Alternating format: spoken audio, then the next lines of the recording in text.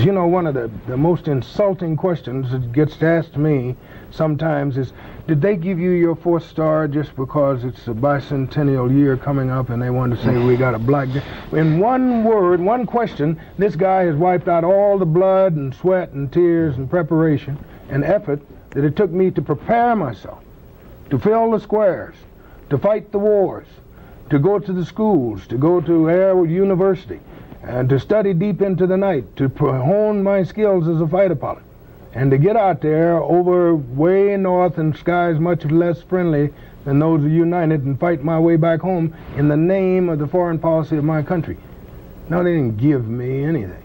And they don't give away stars in my service. You got to earn them. Generals are made, they're not born. How you doing, YouTube family? Today is Thursday, October the 2nd, 2025. It's your man, Big D, and I'm back with another one. Want to thank all you good folk out there in YouTube land for continuing to show support to my son and I. We greatly appreciate you. Thank you. Well, family, I'm back with another video. And as you saw the clip of Daniel Chappie James Jr., this brother was a 4-star general in the United States Air Force. And not only was he a general, but he was also an Air Force pilot. Graduated from the Tuskegee Institute. So, family, as we look at this this brother in this interview, we hear the same old rhetoric. We hear the same old talking points. You see, whenever it's a black man who attains a level of status, the first thing white folks want to say, oh, it must have been some type of had to put another black up in there. It had to be DEI. It had to be civil service. It had to be all these things. But what they don't say is that this man was highly qualified. And family, as I went down the rabbit hole and I started looking and researching into the generals that we have had, and not just generals, I am talking about African-American generals. And as I went down the rabbit hole, man, family, let me tell you, I have seen there is a plethora of black generals that have served in that capacity, past and present. And we even have black female generals and admirals that have served past and present. And we have the most notable generals like Colin Powell, like the brother I just mentioned, the brother Daniel Chappie James Jr., just to say the least. But family, we got to talk about this, because when I was looking at the Secretary of War, Pete Hegseth, when he was giving his soliloquy to all those high-ranking generals, 1-star, 2-star, 3-star, 4-star generals and admirals that's out in the audience, and this man had the audacity to try to talk to these high-ranking officials, high-ranking men and women like they were beneath him.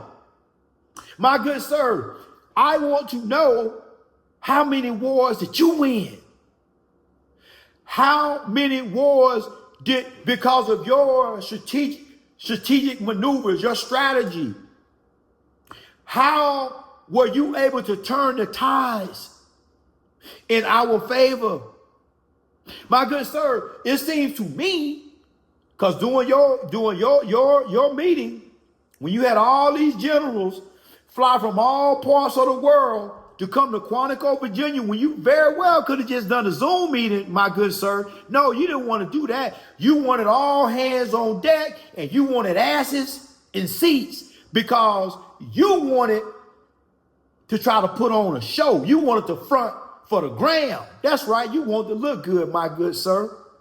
So you got all these men and women out there in the audience, high ranking. We not talking about no lieutenants, no captains, no majors, no full bird colonels, no colonel. We not talking about that, no lieutenant colonels.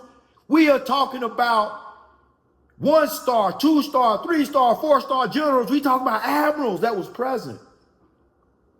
And you talking to these senior officials like they damn lieutenants and sergeants and privates and specialists. Man, listen, I don't know what's going on in our country, but it's some bullshit afoot. Because in this same meeting, you had, you had the Don, and we all know what we get with the Don. You might get 1 or 2 good things with the Don, but then you gonna get a whole lot of BS with him too. That's just what it is, but that's how it is with all politicians. To sit up and say that one politician, the Democrats better than Republicans, the Republicans better than Democrats, and the liberals are conservative. Listen, all of them are the same. And sometimes as a voter, you got to try to choose between the lesser of the two evils, and perhaps you try to vote for the person who best serves your interests as a constituent.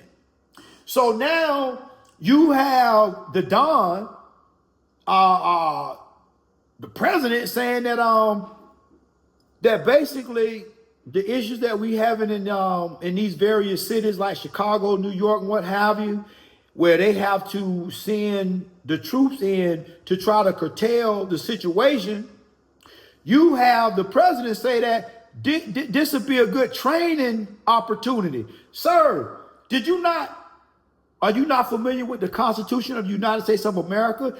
The U.S. Armed Forces were not made and created to be turned on its own people. It is for enemies that are abroad. It is for foreign adversaries that may try to take over our country. It was not for its own citizens, my good sir. Listen, what you got to understand is this. You cannot ask somebody who is a member or serving on the National Guard, who live in the same city and same towns as the people that they're going to be asked to try to just snatch up. Man, listen, I get it. We do have problems in a lot of these cities. We have issues where black folks are killing each other, but it ain't just black folks. The white folks doing crazy ish too. It ain't just the blacks. White people are doing it too. So now you are in a position where, as a president, you are sending troops into these cities. But what you don't understand is to ask a person that's trained in military doctrine to try to go into a state and enforce state law. Man, listen, okay, I get it. I knew a lot of people when I was in my previous career field that was that served in a law enforcement capacity, but they were still also affiliated with the reserves or the National Guard. So so it's few and far between where you're gonna have people that serve on the reserves of the National Guard that may in their real life, when they ain't doing weekend warrior, they cops. So they understand state law. They understand how to establish probable cause. How to you just can't snatch people up. And that's what's going on in these cities. A lot of people are just getting snatched up for, now if you breaking stuff, if you are stealing stuff and you plundering and you ravaging and you pillaging, okay, well, you got to be dealt with. But if you just exercising your freedom of speech and you exercising your right to friendly protest, well, then, people can't just come snatching you up because you're not breaking the law. So it is a vast divide between what you ask a soldier to do and what you ask a certified, trained law enforcement officer to do. It's two different animals. So it just didn't sit well with me to hear the president say that, well, this is a great opportunity for our soldiers to get some training. Because, you know, we have problems internally. Man, listen, this is crazy to me. It is crazy, family. But, family, we have issues in this country, and I see why some say that we are teeter-tottering on what could potentially be some type of civil war, some type of civil unrest. Man, can you imagine if it gets so much to the point that the president wants to start turning is U.S. military on the citizens? Man, can you imagine what type of issues and unrest that will cause? And then now you asking people to curtail and enforce laws on their neighbors. Because remember, you know, a lot of these people that serve on the reserves in the National Guard, man, they live in the same places where they gonna be asked to corral the people if need be. So it is a slippery slope to what it says about the makeup of this country. Now, make no beans about it. We have issues in this country. And the issues that we have, I don't know who caused it. They say it was the Democrats that caused it because they wanted to create a voting base that basically was a bunch of stooges. You know, they want to create a voting base that's going to vote for them, whether they do anything for their constituents or not. So that's what they say the Democrats caused it. The Democrats sold the black folks a bill of goods that they never made good on. So it's all kind of things and rhetoric that's out there. Some say it was the Republicans' fault. Some say it was this liberalism, this liberal mindset, where, you know, men can be women, women can be men, children can decide at very young ages if they want to change their gender. I mean, we got all this going on in the world, while at the same time we got wars and rumors of wars, while at the same time we got unknown objects speeding towards the earth. We got unknown objects in outer space speeding towards the earth, and nobody is saying anything to the American people. We have extraterrestrial sightings right here on the planet, right here up close and personal. People are seeing things that they can't explain. And guess what? No, the government's saying ain't nothing to see here. Ain't nothing to see here. So, family, I'm going to tell you, it ain't looking good for America. It ain't looking good. But one thing is for certain, and two things is for sure, is that for black folks, it ain't never looked good. Because it's a damn shame that you have this brother, a 4-star general, a decorated pilot, and you got people questioning him whether he got his rank based on basically DEI. Now, back then, it wasn't called DEI back in his era. But that's basically what it is. It's just a rebranding of civil rights and all that good stuff. Man, listen, it's insulting. It's insulting to think that you are better than somebody because of the color of your skin, because of your complexion. You feel like that makes you the right selection. No, my good sir. Because I worked with a whole bunch of people who had a different complexion in mind, and they were idiots. In fact, so much so, they were in charge, they were supervisors, they were managers, but they were idiots. And what you got to understand is this. An army led by, an army of lions led by an ass is far less superior than an army of asses led by a lion. So let me say it again. An army of asses led by a lion is far superior than an army of lions led by an ass.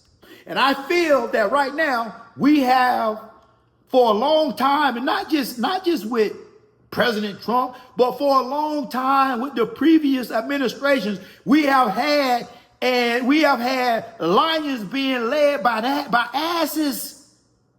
And when lions are led by asses, you take something from them. And what you have is an inept country. I would much rather see an army of buffoons and asses led by a lion. Because that lion is going to make them fall in line. It's going to get them in place. It's going to put them on the right trajectory. But when you have lions and lions led by asses, all you're going to do is hamstring them. And that's what we got going on in this country. So you mean to tell me, Mr. Secretary of War, that when you made the statement that gone are the days of the DEI hires and this and that, so you trying to tell me that the black folks that made the rank of general, admiral, they were DEI? So you mean to tell me those high-ranking black women, admirals, generals, you mean to tell me they were DEI too? Why, my good sir? Why? Because you a white dude? Oh, that makes you better because you white, right? So if you ain't white, you ain't right. But family, let me tell you, as I always do, I'm going to run General Chaplin. I'm gonna run his audio in the background, and I'm gonna comment along the way. You know, one of the most insulting questions that gets asked me sometimes is, did they give you your 4th star just because it's a bicentennial year coming up and they want to say we got a black guy? In one word, one question, this guy has wiped out all the blood and sweat and tears and preparation and effort that it took me to prepare myself, to fill the squares, to fight the wars, to go to the schools, to go to Air University, to study deep into the night, to hone my skills as a fighter pilot, and to get out there over way north in skies much less friendly than those of United and fight my way back home. Family, you hear that? So even back in his day, they were still playing in black folks' face. Even back in his day. And when you have, in this current time, when you have the Secretary of War basically saying, gone are the days of the DEI hires, then that tells me that you feel like that, in your opinion, the high-ranking black folks in the audience, most of them shouldn't be there. And they just got hired because of some type of civil service, DEI, diversity, equity, and inclusion. So none will qualify, really, in your opinion. But even back in this brother's day, as decorated and as successful as he was, they still question whether he got his rank because he was black. Even though he has fought in combat, wars, fighter pilot, they still question if he got his position because he was black. Family, we have to remember that when our ancestors and our ancestors was forced to come to this country, and not always by white folks, because we know that really and truly Africans, black folks, sold other black folks into slavery. So we have to understand that. But you would think in 2025, with all the marvelous things that black folks have contributed, not only to society, but to the history of this country, you would think that they would be treated a whole lot better. But even more so than that, because the Secretary of War was talking ish, not only to the black generals, but he was talking bullshit to the white generals too. So that goes to show you the thinking and the mindset of a white man. See, once a white man gets so much power and you fall up under his scope of authority, at any given time, he can question if you even are really supposed to be there, if you are really qualified. Because in his mind, because he has the complexion for the selection, he was born this way. And like the general gonna say in his closing statement, in the name of the foreign policy of my country. No, they didn't give me anything. And they don't give away stars in my service. You got to earn them. Generals are made, they're not born. That's right. Damn it. He said, and he said it best. They don't give anything, especially that rank. They don't give it away. You have to earn it. And really and truly, it's insulting to hear them question if this man was really qualified or if he got his rank because he was black. To hear the Secretary of War to do that to all those high-ranking generals in the audience, the way he spoke to them was very demeaning. It was very disrespectful. And as a veteran, I am appalled. Now, do I agree that we have issues in our armed services? Yes. We see things where we have guys on TikTok videos wearing the Army black PT uniform, and he out there twerking his little butt cheeks, whatever he wanted, whatever title he want to go by. You got women wearing tight ass uniform, in which they always, the BDUs always fit, even back in my day. But in today's time, man, it is crazy. You got all these different things going on in the military that must be addressed, because I believe when you talk about countries like Russia, China, North Korea, where them people grew up on hard times, man, let me tell you something. They grew up, some people just grow up with a killer instinct.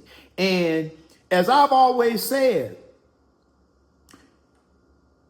strong men make good times, but good times make weak men. And when you in a country like Russia, when really and truly every day is famine, very little feasting, man, let me tell you something. Put a gun in that person's hand, you put a knife in that person's hand, you give them some training, man, listen, they will not hesitate to end you.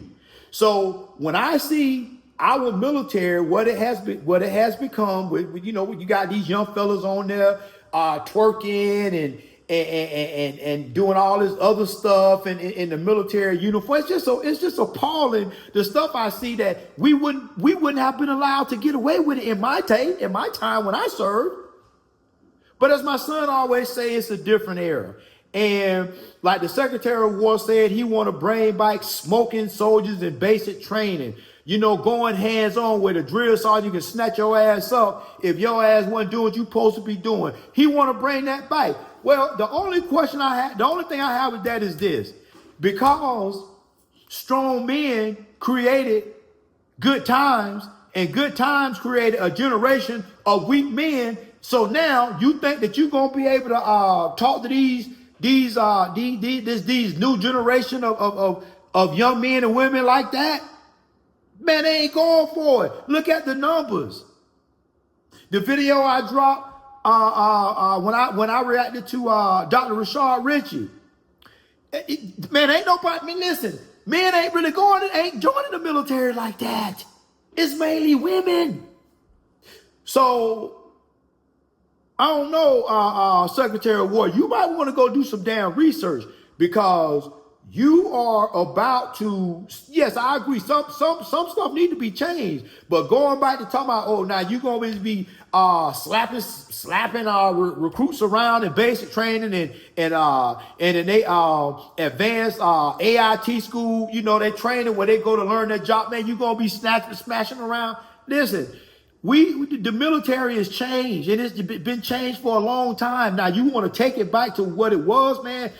This new generation of young folk, they just ain't getting down like that. They have a different mindset. Some of them, the YNs, you know, no matter how much you try to pour into them, some of them gonna always be criminals and thugs. You're gonna always have the women that's gonna be whores and thoughts and whatnot. And then you're gonna have the other set that wanna do the right thing, but they're not gonna take too much pressure. If you start talking to them crazy, you start they looking at this career field like it might not be for them. Man, let me tell you something. They'll leave, they'll quit. I done seen it.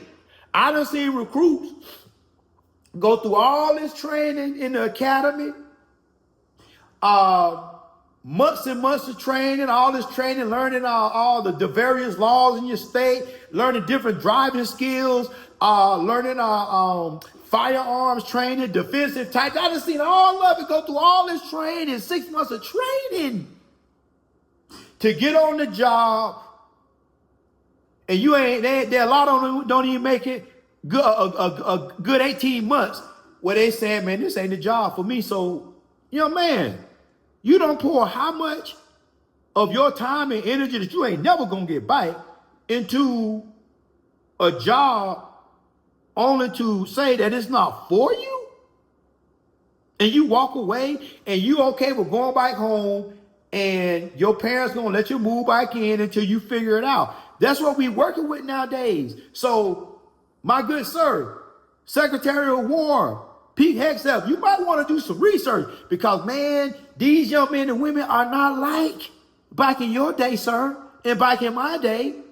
The world has changed. And whether it was the Democrats' fault, whether it was the Republicans' fault, or whoever the fault, I don't know what came first, the chicken or the egg. I don't know. But I do know this.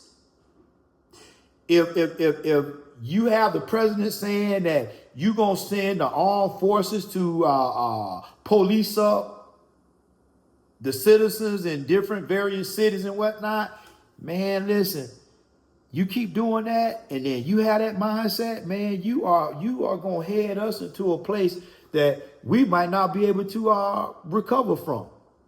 People have been saying for a long time, you know, it seems like it's going to be a race war, it's going to be a civil war. Everything that's going on is a catalyst to that end. But what y'all think, family? Y'all think it's cool for this brother, you know, all these black 4-star generals, admirals, male, female.